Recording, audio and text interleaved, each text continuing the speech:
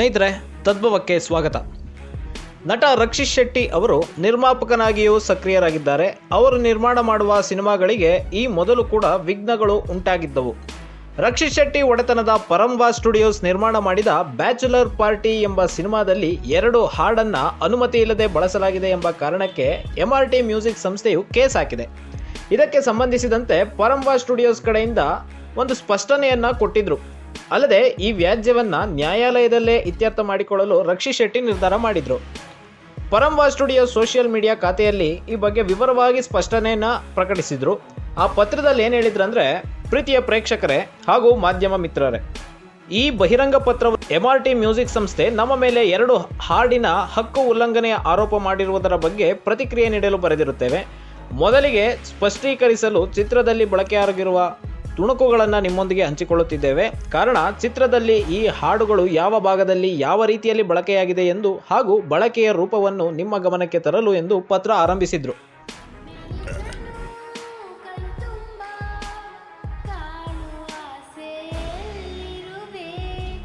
ಒಮ್ಮೆ ನಿನ್ನನ್ನು ಕಣ್ತುಂಬ ಕಾಣುವ ಆಸೆಯಲ್ಲಿರುವೆ, ಭುವಿಯಲ್ಲೋ ಬಾನಲ್ಲೋ ಇನ್ನೆಲ್ಲೋ ನಾ ಕಾಣೆ, ಒಮ್ಮೆ ನಿನ್ನನ್ನು ಕಣ್ತುಂಬ ಕಾಣುವ ಆಸೆಯಲ್ಲಿರುವೆ. ಇಲ್ಲೇ ಇದ್ದೀನಿ ಅಂತ ಹೇಳ್ಬಿಡ ಮಚ್ಚ. ನ್ಯಾಯ ಎಲ್ಲಿದೆ, ನ್ಯಾಯ ಎಲ್ಲಿದೆ. ಸ್ನೇಹಿತರೆ, ರಕ್ಷಿತ್ ಶೆಟ್ಟಿ ನಿರ್ಮಾಣ ಮಾಡಿರುವ ಬ್ಯಾಚುಲರ್ಸ್ ಪಾರ್ಟಿ ಸಿನಿಮಾದ ಮೇಲೆ MRT ಆಡಿಯೋ ಸಂಸ್ಥೆ ಹಕ್ಕುಚ್ಯುತಿ ಉಲ್ಲಂಘನೆ ಪ್ರಕರಣ ದಾಖಲಿಸಿತ್ತು. ನಟ ರಕ್ಷಿತ್ ಶೆಟ್ಟಿ ಇಂದು ಆಗಸ್ಟ್ 2ನೇ ತಾರೀಕು ಇವತ್ತು ವಿಚಾರಣೆಗೆ ಹಾಜರಾಗಿದ್ದರು.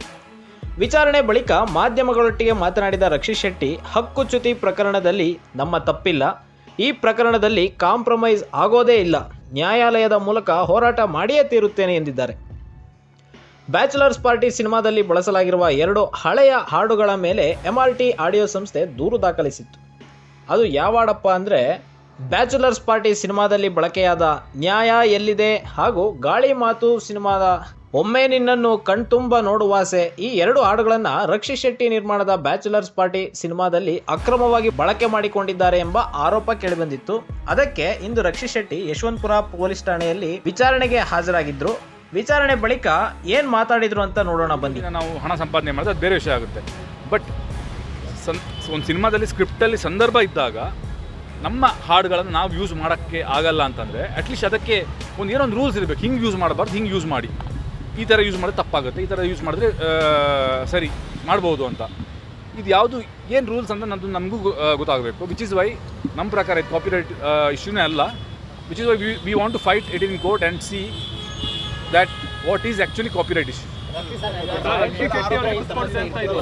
ಇವಾಗ ಫಾರ್ ಎಕ್ಸಾಂಪಲ್ ಅಲ್ಲ, ರಾಯಲ್ಟಿ ಯಾವುದಕ್ಕೆ ಕೊಡಬೇಕು ಅನ್ನೋದಿರೋದು. ಇವಾಗ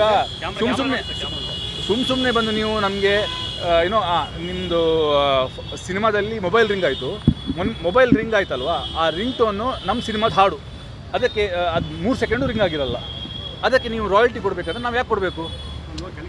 ಇಲ್ಲೇ ಕೂಡ ಕಿರಿಕ್ಪಾಡಿ ಟೈಮಲ್ಲಿ ಸೇಮ್ ಸಂಸ್ಥೆ ಅಲ್ಲ, ಅದು ಬೇರೆ ಸಮಸ್ಯೆ. ಅಲ್ಲೂ ನಾನು ಸರಿ ಅಂತಾನೆ ನಾನು ವಾದ ಮಾಡಿರೋದು, ಇಲ್ಲೂ ನಾನು ಸರಿ ಅಂತಾನೆ ವಾದ ಮಾಡ್ತಿರೋದು. ಈ ಹಿಂದೆನೂ ಕೂಡ ಕಿರಿಕ್ ಪಾರ್ಟಿ ವಿಚಾರದಲ್ಲೂ ಕೂಡ ಇದೇ ರೀತಿ ಅದೇ ಆವಾಗಲೂ ಆಗಿತ್ತು. ಆವಾಗಲೂ ನಾನು ಸರಿ ಅಂತಾನೆ ವಾದ ಮಾಡಿದ್ದೀನಿ. ಆವಾಗಲೂ ನಾನು ಕೋರ್ಟಲ್ಲಿ ಹೋಗಿ ಫೈಟ್ ಮಾಡಿದ್ದೀನಿ ಕೇಸ್ನ.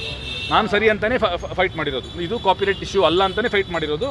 ಆ್ಯಂಡ್ ನಮ್ಮ ಪರವಾಗಿ ಅಲ್ಲಿ ತೀರ್ಪಾಗಿತ್ತು. ಆಮೇಲೆ ಹೊರಗಡೆ ಕಾಂಪ್ರಮೈಸ್ ಮಾಡಿದ್ವಿ. ಬಟ್ ಈ ಸಲ ಕಾಂಪ್ರಮೈಸ್ ಮಾಡಲ್ಲ. ಯಾಕಂತಂದರೆ ಇದು ರಿಪೀಟ್ ಆಗ್ತಾ ಹೋಗುತ್ತೆ. ಇದು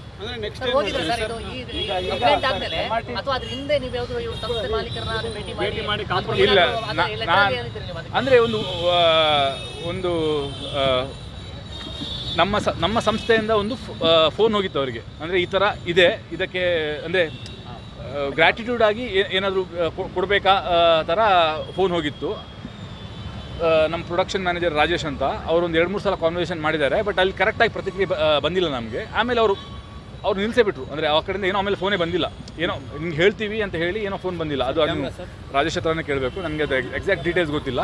ಬಟ್ ಎನಿವೇಸ್, ಐ ಮೀನ್ ಮಾತುಕತೆ ಆಯಿತು. ನಿಮ್ಮ ನಡೆ ಏನು ಇಲ್ಲ, ಸ್ಟೇಷನಲ್ಲಿ ಬರೀ ನಾನು ಸ್ಟೇಟ್ಮೆಂಟ್ ಕೊಟ್ಟಿದ್ದೀವಿ, ನಾವು ಕಂಪ್ಲೇಂಟ್ ಕೊಟ್ಟಿದ್ದೀವಿ. ಕಂಪ್ಲೇಂಟ್ ಮಾಡಿದ್ದಾರೆ. ಸಾರಿ ಕಂಪ್ಲೇಂಟ್ ಕೊಟ್ಟಿದ್ದಕ್ಕೆ ನಾವು ಸ್ಟೇಟ್ಮೆಂಟ್ ಕೊಟ್ಟಿದ್ದೀವಿ ಆ್ಯಂಡ್ ಏನಿದ್ರು ಕೋರ್ಟಲ್ಲಿ ನೋಡ್ತೀವಿ. ಕಾನೂನು ಹೋರಾಟ ಹೇಗಿರುತ್ತೆ, ಏನ್ ಮಾಡ್ತೀವಿ? ಉಳಿದದ್ದು ಏನಿದ್ರು ಕೋರ್ಟಲ್ಲಿ ನೋಡ್ತೀವಿ ಅಷ್ಟೇ. ಇದಾಗಿತ್ತು ರಕ್ಷಿತ್ ಶೆಟ್ಟಿ ಅವರ ಮೇಲೆ ಬಂದಿರುವ ಆರೋಪದ ಒಂಚೂರು ಮಾಹಿತಿ. ಮುಂದಿನ ಸಂಚಿಕೆಯಲ್ಲಿ ಮುಂದಿನ ವಿಶೇಷತೆಯೊಂದಿಗೆ ಭೇಟಿಯಾಗೋಣ. ಅಲ್ಲಿಯವರೆಗೆ ಜೈ ಹಿಂದ್, ಜೈ ಕರ್ನಾಟಕ.